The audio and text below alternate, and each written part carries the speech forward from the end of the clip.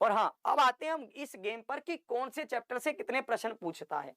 अगर हम देखते हैं पिछले ईयर्स के प्रैक्टिस सेट्स को, जो जिसका, ताकि अगर आप इसको देखेंगे प्रीवियस ईयर को जब हम एनालिसिस करते हैं तो सिंप्लीफिकेशन से 1-2 प्रश्न, और हाँ अब की बार भी सिंप्लीफिकेशन बोर्ड मास से 1 प्रश्न पक्का पूछेगा।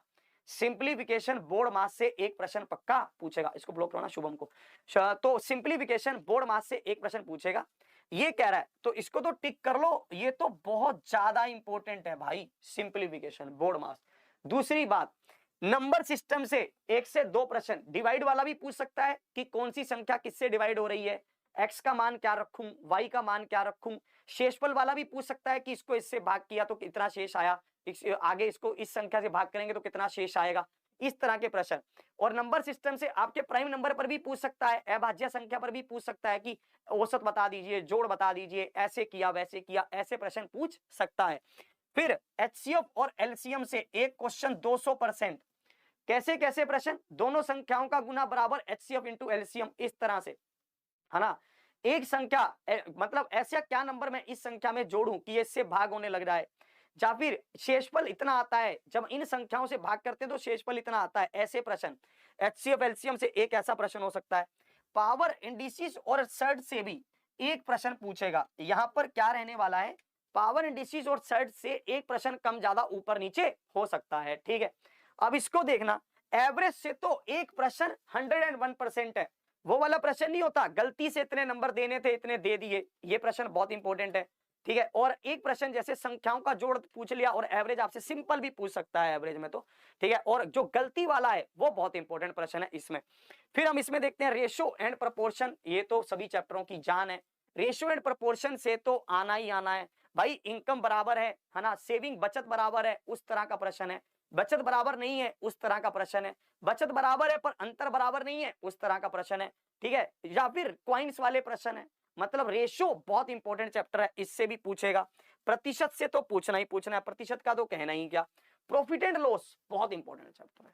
प्रॉफिट एंड लॉस से उम्मीद है 2 प्रश्न पूछेगा। प्रॉफिट एंड लॉस से, प्रॉफिट एंड लॉस और उसके साथ डिस्काउंट को मिला दें तो 3 प्रश्न पूछ सकता है। प्रॉफिट एंड लॉस के साथ अगर हम डिस्काउंट को भी पैचअप कर दें तो 3 प्रश्न तक यहां पर पूछ सकता है। और सिंपल इंटरेस्ट और कंपाउंड इंटरेस्ट 2 प्रश्न पूछेगा भाई। 2 साल का अंतर, 3 साल का अंतर, कंपाउंड, हाँ कंपाउंड इंटरेस्ट में एक बहुत इंपॉर्टेंट बात पता है कौन सी, 8 मंथली 10 मंथली होता है ना वो, 8 अगर दर 8 महीने इसके हिसाब से हो, अगर दर 10 महीने के हिसाब से हो, ये प्रश्न बहुत इंपॉर्टेंट है।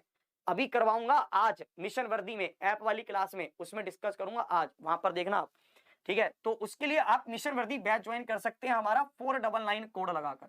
जीडी 499 कोड लगाते ही आपको एसएससी जीडी मिशन वर्दी का बैच, जो कि हमारा एग्जामपुर ऑफिशियल ऐप पर अवेलेबल है, आपको वो मिल जाएगा, आप उसको ले सकते हैं। बहुत बेहतरीन क्लासेस चल रही है, मैं तो कहूंगा लेना ही चाहिए, इसको देखेंगे।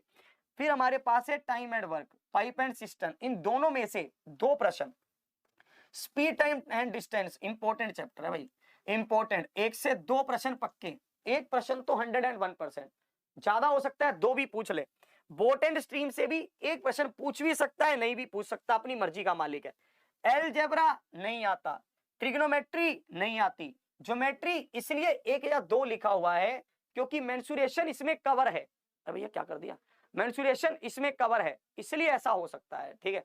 मेंसुरेशन आता है, ठीक है। मेंसुरेशन क्षेत्रामिति 2D और 3D से पक्का पूछेगा, 2D और 3D से पक्का पूछेगा। स्टैटिस्टिक्स या फिर डाटा इंटरप्रिटेशन नहीं आएगा एग्जाम में। हमारे पास